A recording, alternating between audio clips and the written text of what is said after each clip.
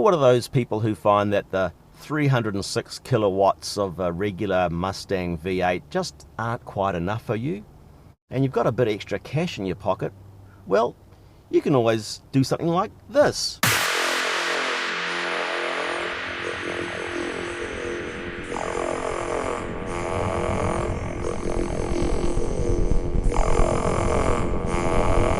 This is a Roush Stage 3 Supercharger converted V8 Mustang, and it now puts out 500 kilowatts and 740 newton meters, and it cost $25,000 to do this to this car.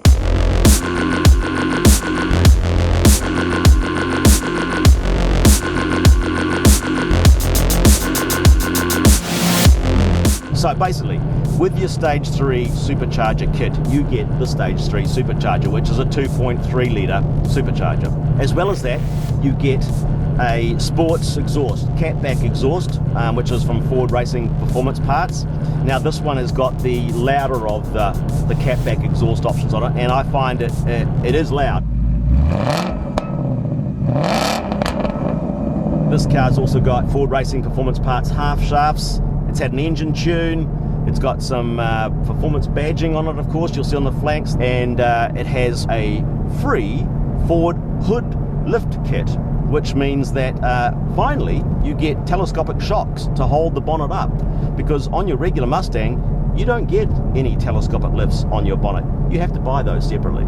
Because this is a Ford demonstrator, they've enhanced the look of the car too with a couple of extra bits and pieces that aren't included in your $25,000 Stage 3 upgrade. It's got a hood scoop in the middle of the bonnet, and it's also got the quarter panel scoops in front of the rear wheel arches, so you could have the go of the car without necessarily this amount of show.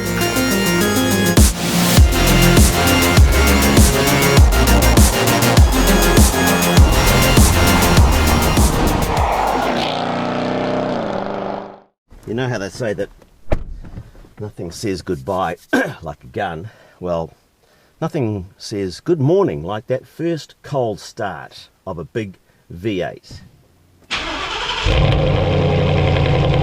Morning, yes. So the early trip to the airport you were thinking of taking? Well, you're taking all the neighbours along with you.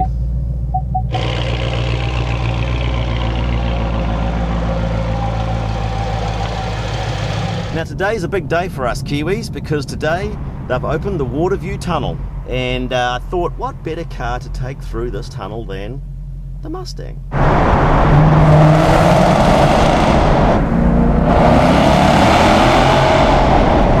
Yeah, that's us making all that noise, that is us.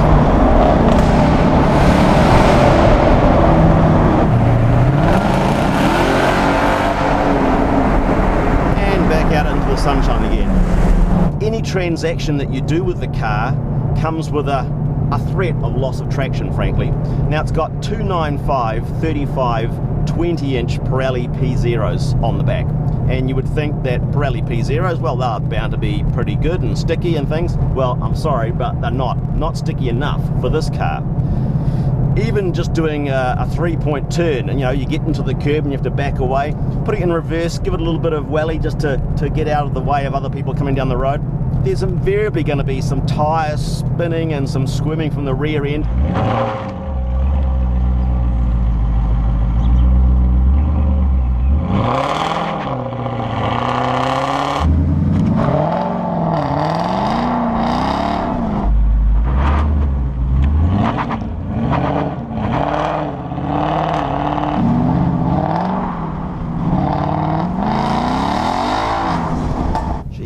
And that's with traction control switched on.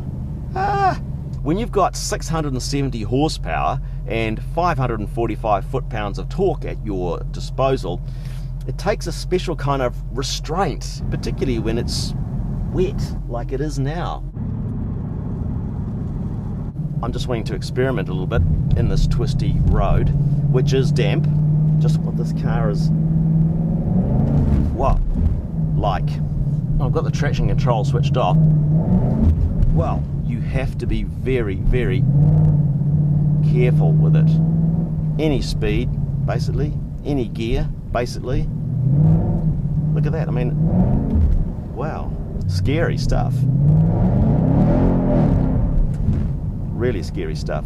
You're never quite sure when those massive rear tyres, and when we're talking 295, 35, 20s, you're not quite sure exactly when they're going to let go. You know they're going to let go, there's no doubt about that. It's just how much, when, and how the hell am I going to get it back again if it goes too far. Now this particular Stage 3 Mustang is an automatic, 6-speed automatic. Obviously you can do the same conversion to a manual transmission, and from the driving I've done so far, I'd suggest that maybe the manual might be a serious option to consider. The reason I say that is because it's like the transmission carries a little bit of inertia, so that when the tail starts to wiggle and the thing starts to slide, even buttoning off the throttle, you'll still get a sort of continuation of torque being delivered.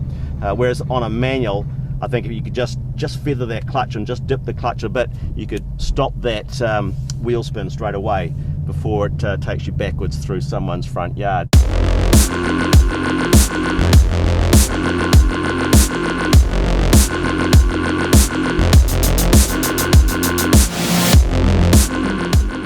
Let's see what we get, 0 to 100k on a dry road. We'll use the machine to time it for us. Right, accelerate to start. Traction control is in off mode. Got the transmission automatic mode, so it shifts at the right points. Let's see what we get.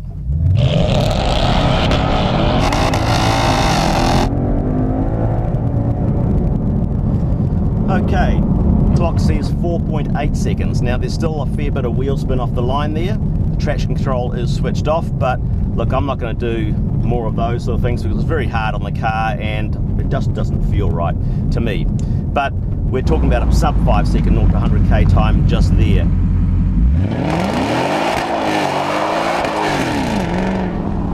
Me being somewhat ham-fisted with it, not doing anything particularly sophisticated, and yeah, it's certainly an exciting ride.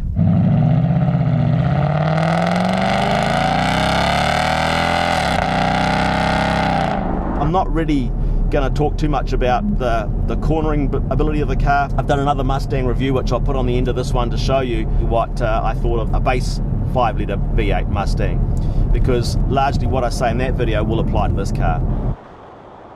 Every time you hop in this car, even if it's just to pop down the road to get some milk, it's a big deal. It's an experience. The thing lights up with this crescendo of noise, and it's like, holy mother. It's just so excessive. You've got to love it. You have to love it.